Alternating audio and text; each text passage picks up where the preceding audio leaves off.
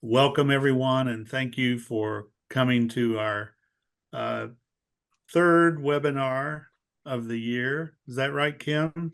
Second. Second? I'm not good with numbers. You need to. That's why we have experts. We're in trouble, Kim. And we're calling this a webinar, but this is actually a Zoom meeting. On most of our webinars, we have panelists who can speak, and the participants are relegated to posting their questions in comments that we read. And we thought it would be a good idea to give everyone an opportunity to ask their questions in real time. So we have this session tonight, and we only have about 15 minutes of programming planned, and then we're going to stick around for another 45 minutes to answer your questions, hopefully satisfactorily. My name is Jeff Taylor. I'm the president of the United Methodist Foundation, and with me is Kim Matthews, who is our vice president. Most of you know Kim and me. Kim has been with us since 2008. I've been with the foundation since 2003, so a long time. But we have another guest with us from Westpath, who's our investment manager, Evan Witkowski. Evan, will you wave? And Evan is the manager of institutional relationships with Westpath.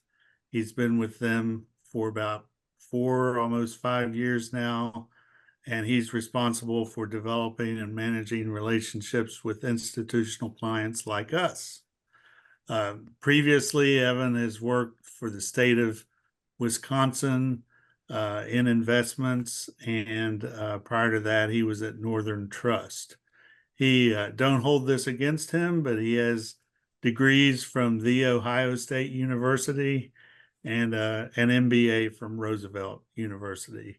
He has a certificate in investment performance measurement and is an FSA credential holder. So please welcome Evan Witkowski. Thank you, Jeff. It's always, thank you for reading the bio. Very kind of you. I always feel like I'm living and hearing about my obituary as I live.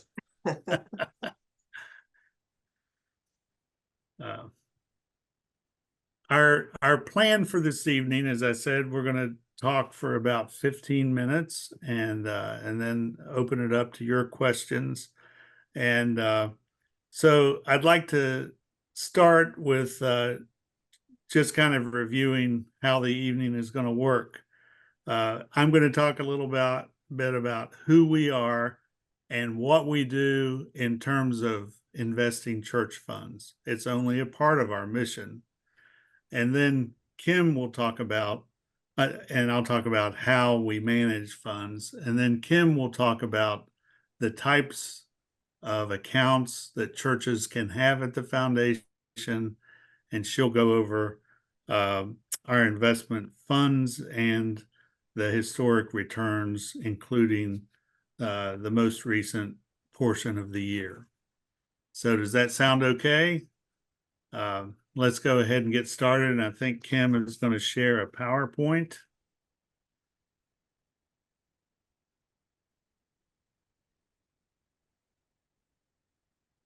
So the first thing is, who is the foundation? We are a 501c3 nonprofit, a public charity. Our articles of incorporation give us an emphasis on United Methodist Ministries, but there's not a limitation on investing and working only with United Methodist entities. So we have had that question about whether we can invest other funds, and sometimes we even get questions from individuals about whether we can invest their funds. The answer is we can invest funds for nonprofits, but not for individuals. There are some gift arrangements that sort of have an investment look to them, some of them. And I'd be glad to talk about those. And we do talk about those in other of our programs. But in terms of just investing, where you can put money in and take money out, we do that for nonprofits and especially United Methodist related entities. We are, I like to say, we're connected in mission to the annual conference, in that our primary mission is to serve United Methodist individuals and all of the churches and ministries of the conference by raising, managing, and distributing funds. But we are legally separate from the conference. We have our own IRS determination letter and a self-perpetuating board of trustees. And by that, I mean there are many related entities to the United Methodist Church whose legal connection is that they have their board of trustees elected by the annual conference. Well, we are completely separate, and our board elects their successors. So it really is a clean legal break, but a strong missional connection. So how do we manage funds? First, I'll say something about our accountability. We just had a finance and investment committee today where we were pleased to share that we have a 100% clean audit. And for the 21 years since I've been at the foundation, we've always had a clean audit. We have 21 voting trustees, and they come from all over the geographical area of the annual conference. We try to be diverse in every way, including lay, clergy, and every type of diversity that we can think of. We have a professional investment management firm, which is Westpath Institutional Investments. We do file the IRS Form 990, which is the tax return that's required to be filed by charities, but church-related entities are exempt from that requirement. And for many years, the United Methodist Foundation claimed that exemption and did not file the 990. But long about 12 or 14 years ago, we decided it would be a better practice to be more transparent and file the 990. So anyone who is interested in knowing anything about us that's in that tax return can go on the IRS's website and find it and read all about us. It may not be that exciting, but some people get into that sort of thing. I already mentioned the audit. We have an annual independent audit. For the past several years, we've engaged the firm of Brown Edwards, which is a regional firm with offices here in Charleston, and they do our audit. The next thing I wanted to mention is our investment policy. And there are 5 prongs of our policy I want to speak about. The first is sustainable investing. And what this means is investing with values other than the bottom line investment return in mind.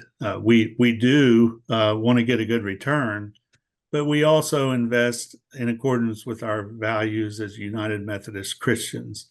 That means there are certain things we don't invest in, and it means that we make a conscientious effort to invest in certain other things that are consistent with our value. We have an emphasis on a reasonable investment return and low risk. Diversification of investments, which goes along with both of those, reasonable investment return and reduction of risk. We have a low administrative fee, 75 basis points, which is another way of saying 0.75% per year. And then I always like to remind people that the funds managed by the foundation are not guaranteed or insured, just like any other investments. They are at risk and can go up and go down with the markets. The only way to have a guaranteed return and FDIC insurance is to have a fixed return to have FDIC insurance that has to be in a federally insured national bank. So with that, I'll turn it over to Kim to talk about the types of accounts churches can have and go over some of our historic returns. So to talk about the types of accounts, you'll see this on this slide that the types of accounts are written above an arrow that has, a line that has two arrows. It's sort of a continuum. So let's talk about the two ends of the continuum and then how we customize those accounts for churches depending on their needs. So on the far left side are endowments, and those are usually almost always set up by donors, by people. People make a gift, they determine who the beneficiary of the endowment will be, what nonprofits will benefit from the income from that endowment. The principal is invested to provide a perpetual source of income for ministry. So the principal is set aside and it earns income that is then distributed to the ministry that the donor selected when they established the endowment. A custodial account, on the other hand, and it's on the far right side, is placed with the foundation for investment. That if you have a reserve fund or a rainy day fund, something where you would like to set it aside to earn a return, but want to have complete access to it. And many churches want that for, as I mentioned, reserve funds, parsonage accounts, any account that they want to be able to access all the funds when they need to is a custodial account. Any amount can be withdrawn at any time, or they can be set up to distribute income automatically, but still retain that ability to withdraw the income or the principal. It doesn't really have principal to withdraw the rest of the fund upon request.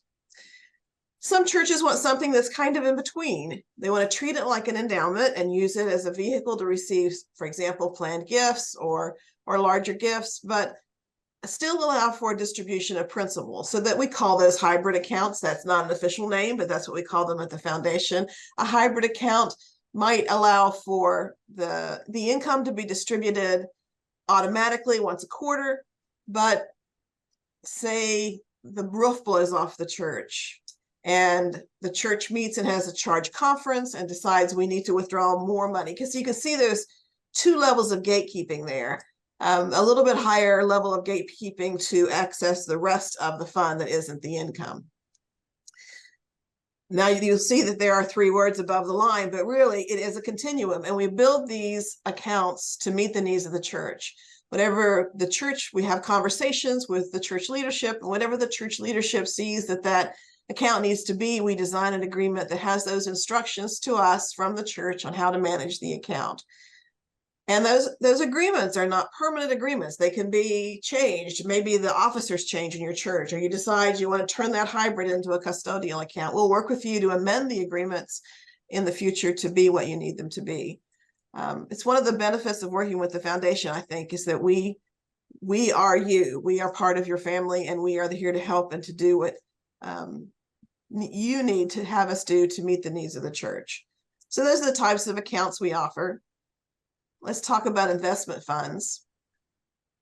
I've worked at the foundation for almost 15 years now. No, is that right? I can't do numbers either. Since 2008. I've worked with Jeff Taylor a long time, so I end up telling Jeff Taylor jokes. Our investment funds are named after vitamins. They're Fund A, Funds B1, B2, and B3. Fund A is a fixed income fund. It is 100% fixed income, which means it doesn't have stock in it. B1, B2, and B3 are B funds because they're balanced funds. We have a conservative balanced fund that's 40% equity and 60% fixed income, a moderate balanced fund that's 50-50, and we call it an aggressive balanced fund. It's not that aggressive, but it is it's what we call it. It's 65% equities and 35% fixed income. Couple of differences in the fund. The aggressive balanced fund has a higher percentage of international equity compared to US equity. And the fixed income has a 50% ultra short term component to it, whereas the fixed income in the other three is all intermediate duration bonds. So that makes them a little different from each other. But churches can choose any of these funds or a combination of the funds. Maybe you really only want 20% equity, so you could do 50% fixed income and 50% conservative balance. You can design these to meet the needs of the church. And that decision's not permanent. You can always ask us to change it later on down the road as your needs change. So knowing those choices of investment funds, we can look at returns. If you look at this chart, the white line on the chart is the returns from the funds, and the blue line is the benchmark. The benchmarks are customized to match the asset allocation in the fund adjusted for fees. So the, whoops, no, come back. Why are you changing?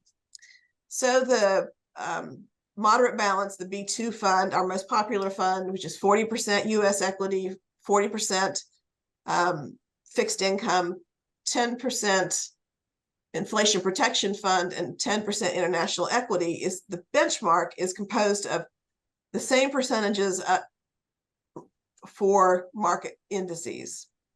So the benchmarks are made to match the funds so that you're comparing apples to apples. So you can see these returns, and we'll look at Fund B2 first. For the first half of the year, that fund has earned 3.64%. In 2023, it earned about 13%. The three-year average from 2021 to 2023, which includes 2022, which was a tumultuous market year, it earned 1.47% on average each of those 3 years.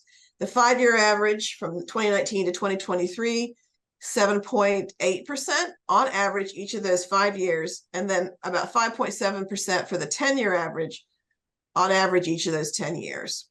And I won't read all the other returns to you, but they are there, and we're glad to take questions about them. I think we'll stop here, Jeff, and open the floor to questions. I'm going to stop the share, but we'll go back to the slides if there's something there you want us to talk about. One thing I wanted to mention is that earlier this afternoon, Kim emailed a copy of the slides we just went through to everyone who was registered. So that's often the first question we get. Can we get copies of the slides? So we anticipated that. We've already sent them to you. So what questions do you have for Kim, Evan, or me? Jeff, Ross Williams worked with Ellen at the Frontier Foundation in White Plains, great. New York. Great. Thanks for hosting this tonight. Very informative. I'm curious, you have presumably a pretty tight relationship with the annual conference, and yet you are able to provide investment management to non-UMC entities. So for example, the GMC. Has that created tension with the annual conference in any way? I am not aware of any tension that has created. And to be honest with you, Ross, I don't know that we have any GMC funds. We recently, a church that, I don't know if they're joining the Global Methodist Church, but they are leaving the United Methodist denomination, and they made the decision to withdraw their funds from us. But we will invest for GMC churches if they want us to, but we invest according to United Methodist social values. So I don't know if that would be a reason that would prevent them from investing with us, but that is something that we have discussed around our decision about who we will accept funds from. And I will say, Ross, and perhaps I should have said this when I was giving the overview about that. My board reviews all of the new agreements and approves them. And they've made it very clear that they do not just want us to invest funds for any nonprofit that wants to invest with us, because we have core values as United Methodists, and we only want to help those institutions that are on the same journey that we're on. So we are mindful about that. But I think we would accept funds from GMC churches. GMCs. I guess that's redundant to say GMC church, isn't it? And just a follow-on question, it's a lot of work to obtain a separate IRS determination letter instead of coming under the umbrella of the UMC. What benefits were in the calculus for doing that?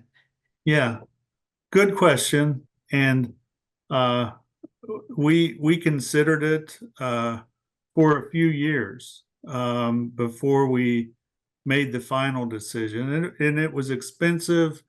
And we had an attorney on our board whose law firm did the IRS application for us, and she warned me, "You're opening a can of worms," and she was right about that. And I don't want to make this story too long, but we had to go back and file some 990s in the past, which was hard to do because if you're not doing your accounting with the anticipation of filing the 990, getting the information is difficult. And when we were approved, we had to file 3 back years. I think we were approved in 12, and we had to do 9, 10, and 11, something like that. But what went into the decision for us is really that we had claimed our exemption under the United Methodist umbrella for so many years, and we had the letter from the General Churches Council on Finance and Administration and their determination letter. So we had everything to prove we are an exempt organization. But the legal counsel for GCFA was beginning to inspect all of the entities that claimed under the umbrella. And it turns out that maybe they had just let anyone with the name United Methodist under the umbrella, and they wanted the legal expression they were using was nexus. They wanted a sufficient legal nexus, and the minimum that they would accept was to have the annual conference electing the board. And we did not do that. So we probably, if they had really looked at us back in 1974, they probably wouldn't have let us under the umbrella. And we decided that we didn't want to change our bylaws and have our board elected by the annual conference. So we took the other approach and did the application for our own exemption. Thank you. I think that may have come from the Pacific Homes case where there was litigation and liability. Right. I remember going through that exercise in our conference. Thank you. Right. Sure. To add to that, I think you mentioned the relationship with the annual conference. I think being a completely separate organization from the annual conference just strengthens that relationship because there's not a battle for control or anything. So we have an excellent relationship with the annual conference that I think is helped by the separation. Plus, I think churches like it that we're separate. I I'm just, that's a generic statement from things I've heard from church officers, but I think that that's another one of the benefits. Plus, when an organization, say a financial manager, when their client says, I want to make a gift to the United Methodist Foundation, and they go on the IRS and they search for us, we're there. If we were under the umbrella, we wouldn't be there, and they'd have to call if they would and make sure that we can receive the gift. So it's some increased transparency that's beneficial to us too. Thank you, Kim. I say transparency and visibility. Yes.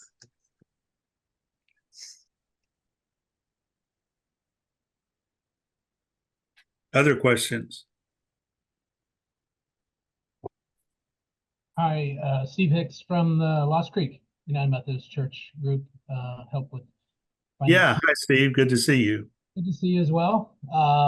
Mike, I have two questions. One for, I guess, the investment committee with Westpath, regarding, I guess this past year has been AI and the S&P 500 being up like 15% through the first half of the year, and I think the bond market was up significantly as well.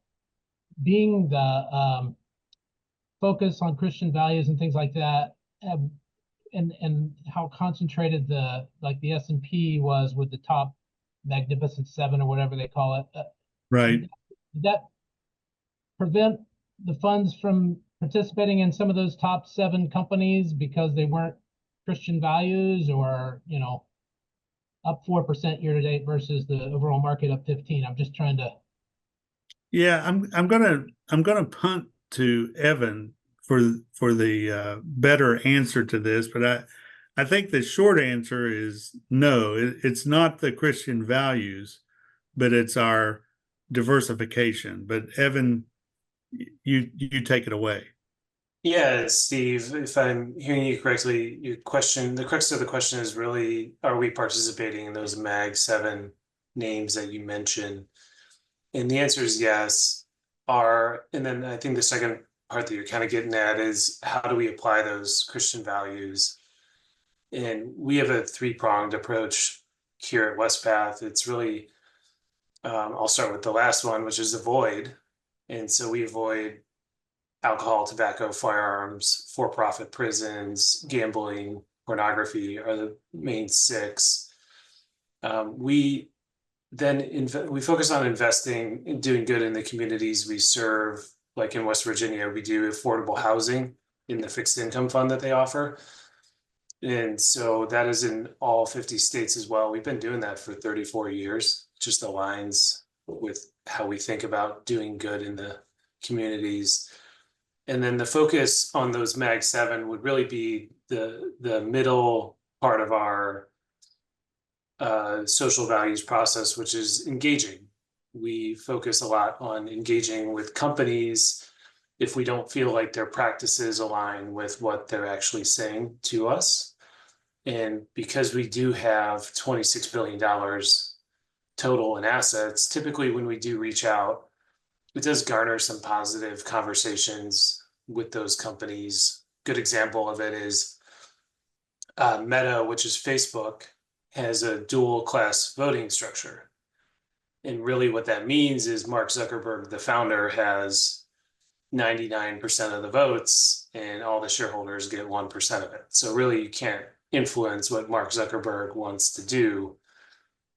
But we have been on calls with their outside independent counsel to talk to them about our thoughts regarding how it doesn't really represent a democratic shareholder process. And because of what Mark Zuckerberg did with that dual class voting structure, now other companies are starting to follow suit with that approach. So the big risk is really founder-led companies, and part of our approach on that as a follow-on is really to talk through with legislators across the country on a better practice in terms of allocating shareholder votes to founder-led companies. Does that help answer your question? I think so. I guess I was just thinking, looking at the performance numbers, and I know it's a diversified portfolio, but just thinking about stocks and bonds in general being up very nicely year to date, in the first 6 months and being up, 4%. I'm assuming it has to do with like, if it's not in like the S&P 500, if you look at the other 493, they weren't up. So, I mean, you know what I mean? It's the Right. concentration of it. It's kind of, if you weren't in all the S&P 500 index, then you might be down or flat or not as much as the index if you're not in those Mag 7. Yeah, and what you're doing is comparing the performance from the foundation to the S&P 500 index. You're spot on, Steve. We are underway companies because it's a more efficient market in those areas. And we feel like return risk trade-off is in areas of small mid-cap companies where we're trying to find companies that have asset price growth, rapid on their balance sheets, active management too. It really allows us to avoid those companies that are unprofitable, for example, that are typically held in an index. And so with an unprofitable company too, those can be a big drag on performance. Unfortunately, when you're in a moment like this where those top 7 stocks have been doing so well, up 70+% year to date, just for that basket, it feels like it's never going to end too. But what we've been seeing with the latest inflation report from the Fed a couple weeks ago is that it's been a significant tailwind to small mid-cap stocks. And in fact, since 1994, those small cap stocks have performed in the 98th percentile for July. So a big driver of what's happening is that investors with higher inflation and higher interest rates are really fleeing to quality. And the most quality stocks right now are those top 7. And then momentum follows momentum and continues to pump the asset prices up on those securities. And so part of then the diversification that the foundation offers is areas when that, when AI, for example, there was a comment on from one of the presidential nominees that they were going to restrict chip trading to China. So NVIDIA was going to get potentially restricted. The whole semiconductor industry off that one comment was down 5% earlier in July. And it's a lot of exposure, a lot of risk to take on in one stock. If you're going to overweight them as an active manager, then you're just further concentrating your portfolio. I mean, those top 7 are about 40% of the S&P 500 index. It's never been that high. So at some point that's going to rotate based on what history tells us. So things should pick up more for those smaller caps and stuff like that later in the year, maybe, to diversify. Yeah, and it may not even be later this year. This pain could continue on those big 7, but certainly we feel confident in our manager's ability once interest rates come down that it's going to take off a lot of pressure on those smaller mid-cap stocks, because let's face it, with the Fed funds rate at 5.5%, their cost to finance their operations is, let's say 7.5%. 4 years ago, their cost to finance their operations was like 2.5%. So now they're spending a lot of money servicing interest rate debt, whereas before they could have, at an interest rate at 2.5%, they could have used that money for capital expenditures towards growth. And there are a lot of headwinds at the moment, but the Fed wants to get back to that target inflation rate of 2%. They're still not there yet. Once they get there, it's going to be a big support for those small mid-cap stocks. So if I hear you right, the foundation monies may have underperformed the S&P in the early part of the year, but it's positioned well for the latter part of the year and going forward, as the market maybe rotates to the as the interest rates come down, it'll be in better position. Yes, yes, and it's not just Westpath and the foundation that's underperformed the S&P. The comment my colleague made this afternoon was 82% of managers have underperformed the S&P 500 index. And I thought when I looked back too on the 10-year basis, the S&P was in the 12th percentile. But part of what our managers do is in 2020, really going back to 2014, managers uncovered Tesla. They found it aligned with those two things I mentioned earlier: rapid asset growth and significant cash accumulation.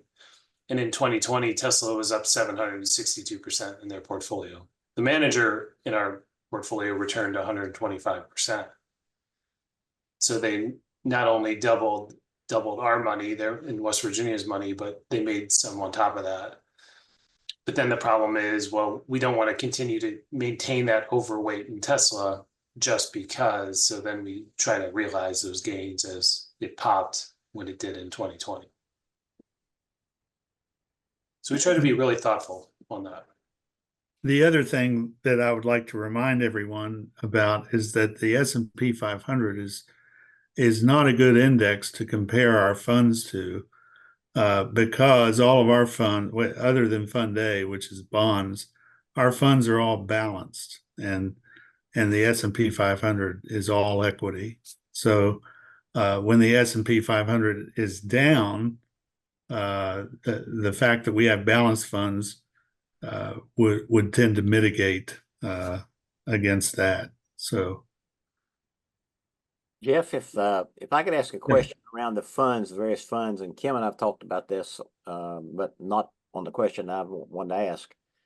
If let's say that Steve Hicks has $100,000 invested in the foundation in a B1, and St. Andrew has the same amount in a B1, are both of those B1s invested into the same exact portfolio with Westpath, or is that a variable based upon the individual that's managing the portfolio? no, it would be exactly the same. But let me just say one thing. We wouldn't take Steve Hicks's money, but we would take Lost Creek United Methodist Church's money. Yeah, I know what you mean, Ernie, but where I was going with it. yeah. But yes, all of the funds in B1 have exactly the same return, exactly the same fees. So if St. Andrew and Lost Creek each invested $100,000 on the same day, and never touched it, 10 years later they would each have the exact same amount of money. Okay, thank you.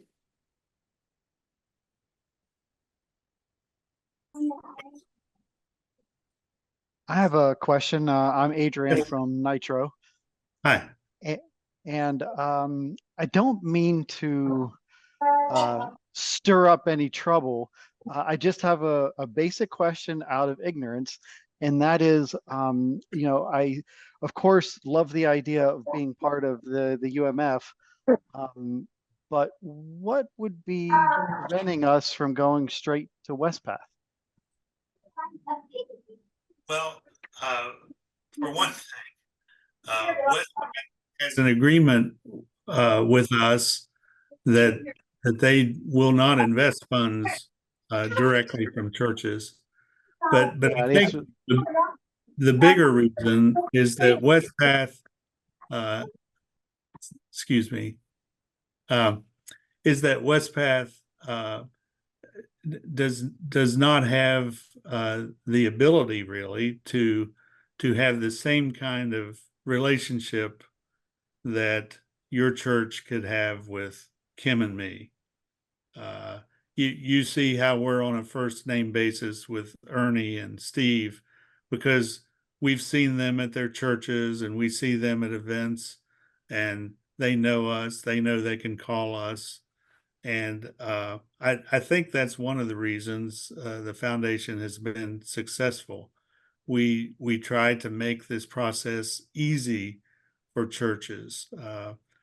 Kim described the hybrid account. We don't just have a boilerplate form that we tell churches to send us a check and sign this form. We send emails back and forth, and we do accounts for as little as $1,000 because we want the smaller churches that don't have $500,000 to invest to be able to take advantage of experts like Evan and the rest of the staff at Westpath. Evan, would you have anything to add to that? Yeah, I think you mentioned the local presence is so important. Jeff and Kim's expertise particularly is working with churches, whereas we're more institutional facing, focused on allocating capital across the markets. On top of that, too, as you think about your accounts, Adrian, at the church, if you have one or many, particularly where Jeff and Kim can help out too, is maintaining and managing all those different accounts to help with the operational and administrative ease. So that's a big thing, a big pain point too, that prevents churches a lot of times from moving or taking action. And then if you ever have a question, which I think is very valuable amongst your network, Steve or Ernie or others on the call, you can always reach out to Jeff or Kim, and I'm sure they've got a church going through the same thing, whether it's a boiler breaking down or you have to replace a roof or an elevator. How do they go about that, and how much funds did they set aside, and where did they pull those from? Was it B1 or B2? And what should the timing be around that? I think those are very critical conversations, and it's important to have a network of individuals that Jeff and Kim focus on that are going through similar, maybe not the same, but similar things. I would say history rhymes, it sometimes doesn't repeat.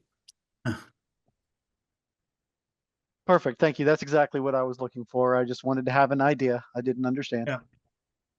Thanks for the question. One thing that I would say to Evan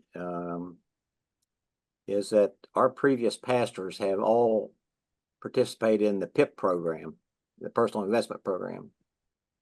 And at first, when I took over finance 5.5 years ago, that was just in a mess. We were sending a check and, we'd miss a check and then we'd be ahead of check and so forth. And I don't know who I spoke with, but working with Westpath to get that as a direct pull from our bank, a direct pay to Westpath for the individual ministers, made that process so much better. I mean, it's just unbelievable. I get the email saying, we're going to draw this out at the end of the month. And then at the end of the month, I get another email that says, we've drawn this out. And, just like clockwork, it happens. And the transition from one minister to another was pretty much seamless to us. So kudos to Westpath on that.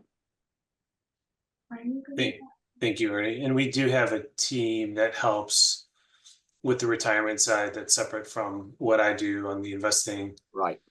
So if you ever need a resource in terms of making your payments for the retirement plan, certainly it's a way for Jeff and, you can always pick up the phone and ask Jeff or Kim, or certainly reach out to us and we can find somebody. But what I get too are a lot of phone calls because my phone number is on the website, and I'll get calls from participants all the time, and have to funnel them through. Jeff and Kim can always help liaise that process to get you in direct contact either with me or with somebody in our benefits center to help you sort that through.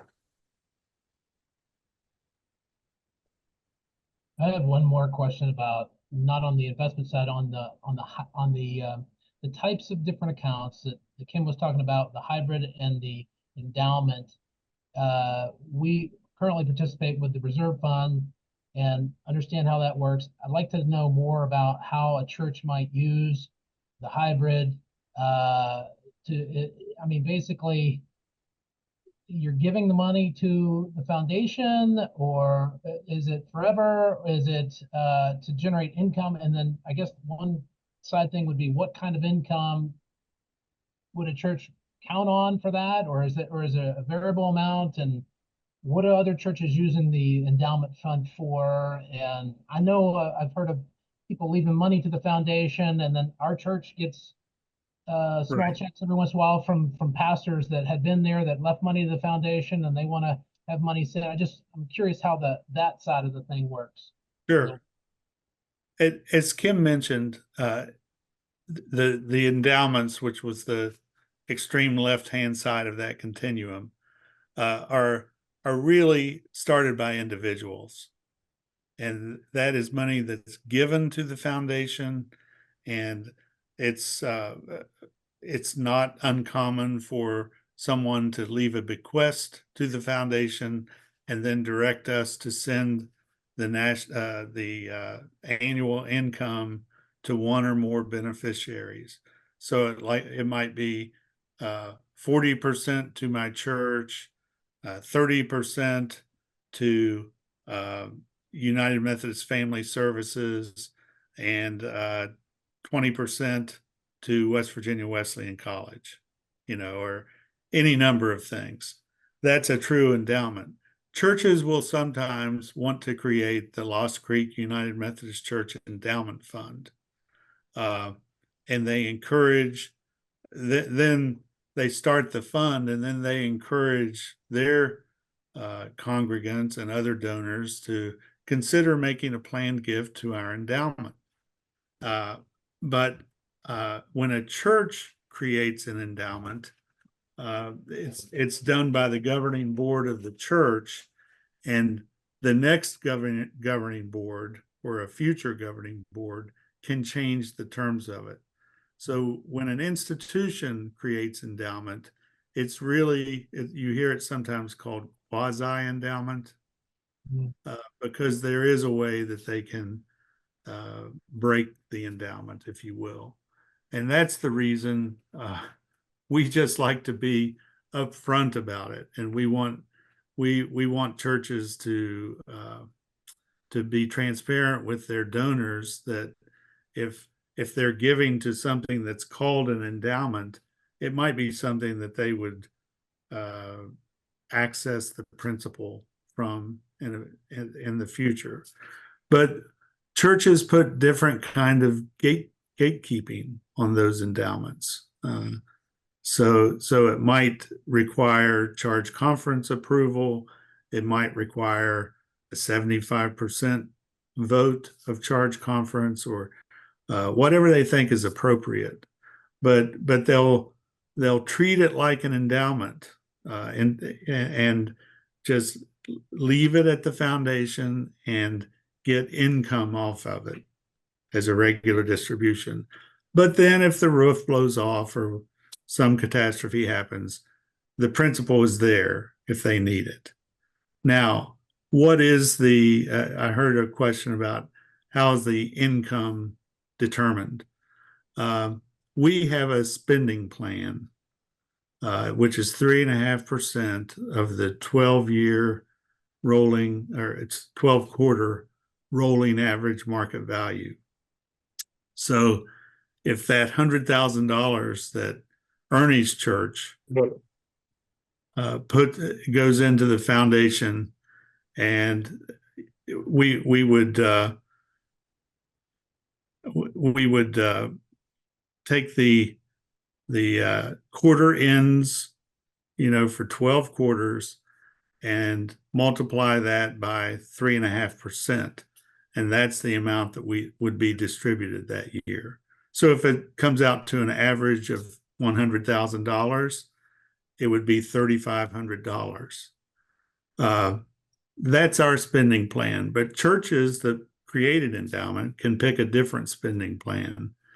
They can do 4%, 4.5%, 2.5%. We just recommend that they don't go over 5%, because then it's likely to be eating into well, it's going to eat into the potential for growth and might even go backwards. The other thing is individuals can pick a different spending plan. But if the let's say a bequest comes to the foundation, and a common way to do it is I give $100,000 to the United Methodist Foundation with the annual net income to be distributed to Lost Creek United Methodist Church. On that type of account, we would put the 3.5% spending plan, because our board has said that's our spending plan. Now they could change it if we were actually considering changing it in 2022, when or at the end of 2021, we were thinking about maybe increasing it to 4%, and then we changed our mind pretty quickly about that. But we created that spending plan. Oh, it's been 10 years, and we review it annually, and we never have changed it. So it seemed to be a pretty good idea. The other kind of spending plan is sort of a traditional approach, which is interest and dividends only. So there are some churches who have accounts that distribute only the interest and dividends. The other thing I would add to that about endowments is if a donor of your church gives you a gift with restrictions on it, such as, here's this gift, you can only use the income and you can only use the income, say, for a bus ministry. By accepting that gift, you're agreeing to follow those restrictions. Yeah. You can certainly place the account at the foundation and set up the account the way you like it, but you should always track that bequest language so that you know that you're abiding by that. So even Right. when Jeff says that a future board can change you can certainly change the agreement with the foundation, Yeah. but you can't change the restrictions the donor placed Right. on the account. Good point. Thank you. I So always, I encourage you to give them to us so we can keep them for you, those instructions. yeah, and I mean, this is anecdotal, but we've had churches in the past where I've got one with a gift from 1929 that was a few $1,000s. And so now you think we're in 2024, 95 years later, it's a restricted gift that no longer applies.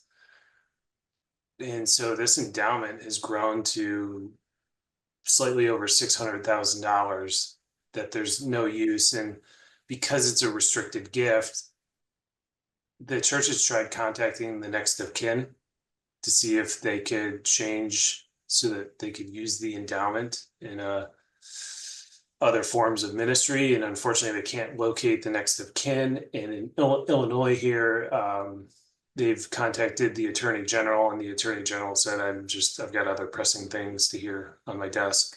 Can't take this case up. So now they're sitting on this substantial gift that just keeps compounding that they can't use at the moment. I was encouraged to just have that conversation with your donors, 100 Sure. years out with this. What does this gift look like? If you're going to restrict it, is there still going to be a use? Can the church have some freedom around it? That sort Right. of thing. That's good advice. And typically what we do with donors that we're working with is we have them pick a successor. And then if there's not a successor, then the foundation board of trustees will decide. And I think our board would always try to, I mean, I'm thinking of the board 50 or 100 years from now, but I think they would try to honor the intentions of the original donor as much as they can. But yeah, to make the restrictions, because the church that Evan is talking about is eventually going to have to file suit. They're going to have to, in order to use that fund, they're going to have to pony up the attorney's fees and have a declaratory judgment, and they can probably get the restriction released that way, but it's not going to be $600,000 anymore. It might be 450 or 500 if they get a break on their legal fees. You know, fundraising is all about relationships. And as you have those conversations with church donors, and this is one of the things we do at the foundation with donors, is try not to make those restrictions so, like a bus ministry is pretty strict. To try to work with the donors so that the use they have on the funds is wide, if not general, so that those kind of problems don't arise. You can say something like, I would like it to be used, I have a preference for it to be used for this, but if that's not possible, then this, Right. or then general use. There's ways to write those so they don't cause issues in the future. I got off track of your question, but that's what happens when you talk to me.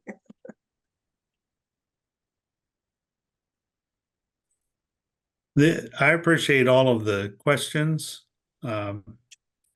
We've got about 4 minutes to the hour. We planned to go until 8 o'clock, but I don't want to cut anybody short. If you have any follow-ups or anyone else has a question.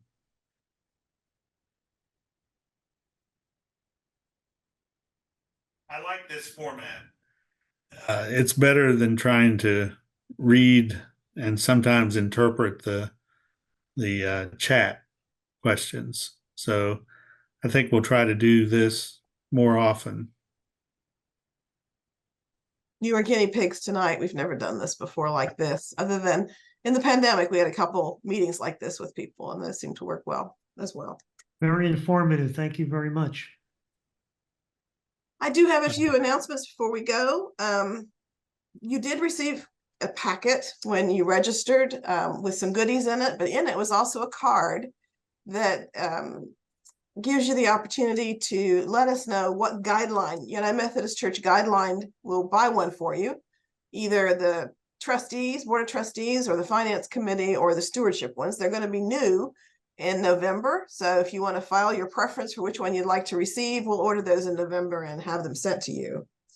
There is a website for this webinar in particular. It's umfwv.org/investing-church-funds. And resources for everything we've talked about are on that page. You will get an email from us once we download this video and massage it a little bit to make it reasonable to watch. We will send you a link, and all the people who registered, a link to the video and a link to that page with the resources so that you can check them out if you need to. We do have 2 more webinars this year. On September 19th at 7 o'clock, Ken Sloan from Discipleship Ministries, he's the director of stewardship at Discipleship Ministries, will be presenting Making the Annual Campaign Your Own.